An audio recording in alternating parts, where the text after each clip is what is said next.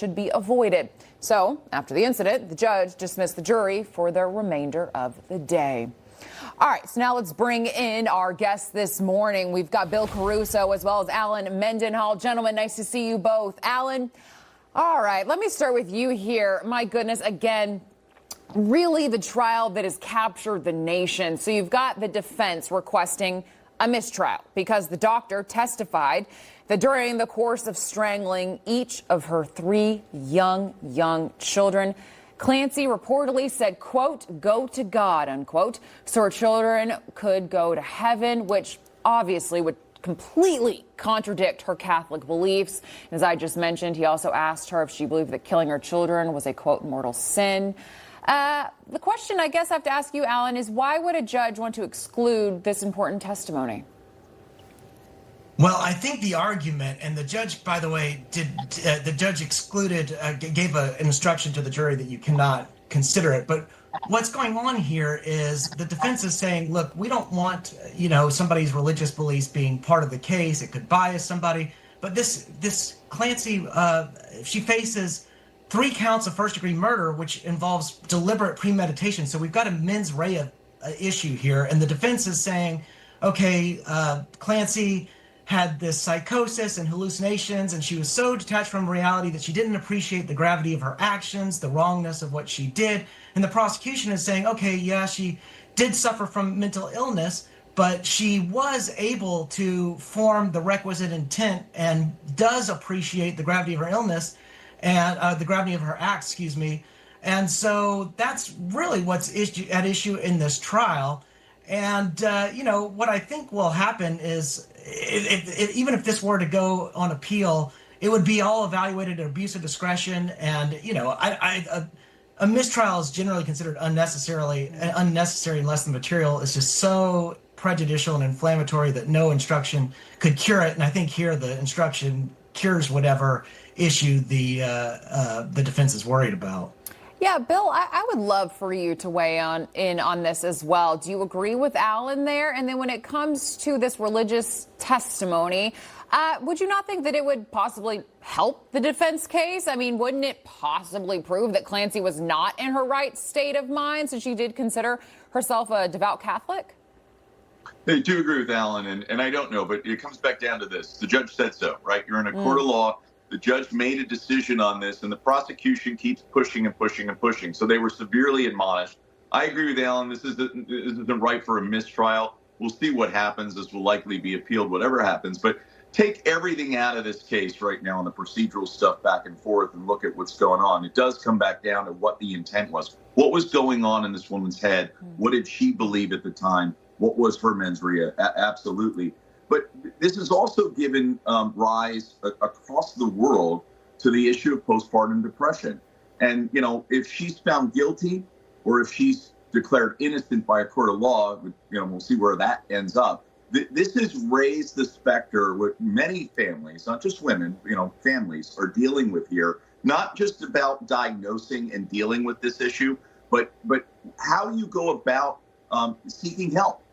Where is the help that should have been there for this woman that wasn't there, right? So I think there's a court case going on procedurally, and there's a whole nother public health issue going on across the board that's given rise. I think that's why there's so much interest in this case beyond the back and forth in the courtroom. Bill, I want to follow up on what you just said right at the end there, just the interest that is surrounding this case. We have just seen droves and droves of women standing outside and really supporting Lindsay Clancy. And again, I think what sometimes gets lost is these 3, I'm going to call them babies, 3 babies were strangled, one, then the next, and the next. And you think about that 3rd baby had to watch 2 of his siblings be strangled right in front of his face. And that's what breaks my heart, is what was going through their minds at that time. And then people put on the other hand, you think of like a Chris Watts, who murdered his entire family. There were not men standing outside supporting him after that. So I guess I'm curious what you are making of all of these women, these mothers, and just all of the attention, all the TikToks that this has really created.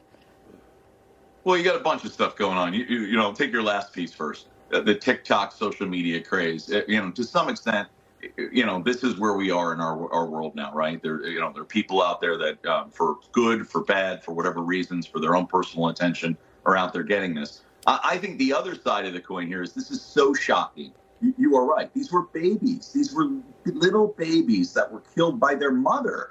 And for most of us, we can't even comprehend the thought of that and what happened. And then it comes to the last piece, is what in God's name was going on with this woman. And there must have been something so horribly wrong with her to allow for this to happen, right? And I think that's the piece that I think we're starting to look at is, well, what is postpartum depression? What would allow a mother to engage in this type of behavior? And by the way, what type of treatment and help is out there? That's the good part out of this that I think is going to come in the future, that's going to give some attention. The rest of it is a nightmare. Yeah, just well said, Bill. While I have you both, I do want to quickly pivot to something completely different.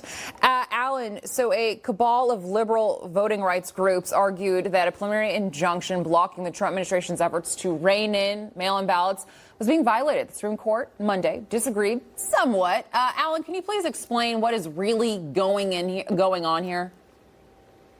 Yeah, well, I think one reason why people are finding this situation confusing is because there are actually two lawsuits in the same Massachusetts federal court with the same judge.